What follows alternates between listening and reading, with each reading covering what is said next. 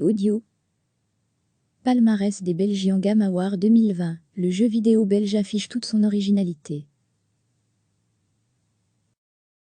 Ce vendredi 21 février se sont tenus les Belgian Game Awards à Courtrai, cérémonie où sont récompensés les meilleurs jeux vidéo belges de l'année écoulée ou à venir. L'occasion de découvrir certaines œuvres de l'industrie vidéoludique en Belgique, qui restent peu développées par rapport à ses voisins français, allemands ou britanniques, ce qui ne l'empêche pas de déborder de créativité et d'originalité. Brukel, avec 3 prix sur 4 nominations, est le jeu qui se sera le plus démarqué de ses concurrents. Il a remporté les prix du Serious-Game, du premier jeudi de l'année et du public. Ce Serious-Game, terme un peu trop sérieux, qui désigne simplement des jeux, dont l'objectif initial n'est pas le divertissement, est issu de la rencontre entre le gamme désigné Bob de Chuité et sa grand-mère, Bi, âgée de 92 ans. Elle y raconte les événements traumatisants qu'elle a vécus, adolescente, lors de la Deuxième Guerre mondiale. Présenté sous forme d'un jeu d'horreur à la première personne, Bob de Chuité, concepteur du jeu, utilise un concept qu'il appelle gaminising, une combinaison de réminiscence et de game design, où les souvenirs de sa grand-mère prennent vie sous forme d'expériences interactives. Tout le jeu s'est articulé autour des enregistrements audio de Bi. Son univers poétique et vibrant et son gameplay dactylographique ont conquis le jury. Nanotal, le second opus des Typing Chronicles du studio Fishing Cactus, a remporté le prix de meilleur jeu PC/console de l'année. Le studio montois s'était déjà fait remarquer avec le premier opus, Epistory, et Chief Quantum. Il confirme tout son talent avec Nanotal, pour l'instant uniquement disponible en Early Access sur Steam.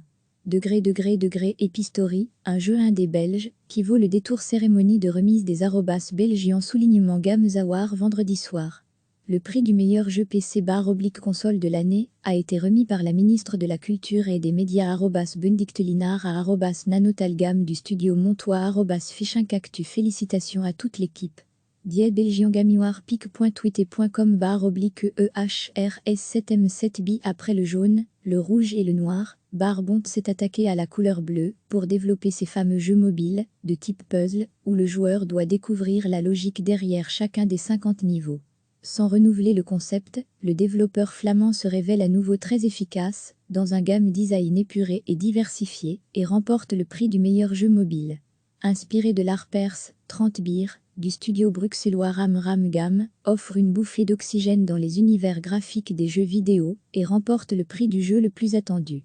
Oscillant intelligemment entre le 2D et le 3D, 30 Beer s'avère en effet très prometteur, sur la voie du poétique humoristique. Finaliste dans la section Best VR Game de la Gamescom 2019, et gagnant du Ind Game Award à la Game Force, Journée for Elysium rajoute une nouvelle récompense, avec la meilleure narration du BGA.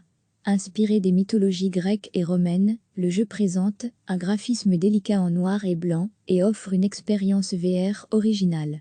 Développé par Adam Pipe, étudiant à l'ADA de Courtrai, No Play Online est un hymne à la nostalgie des années 90, où le joueur se retrouve dans un serveur abandonné, attendant que d'autres joueurs se connectent.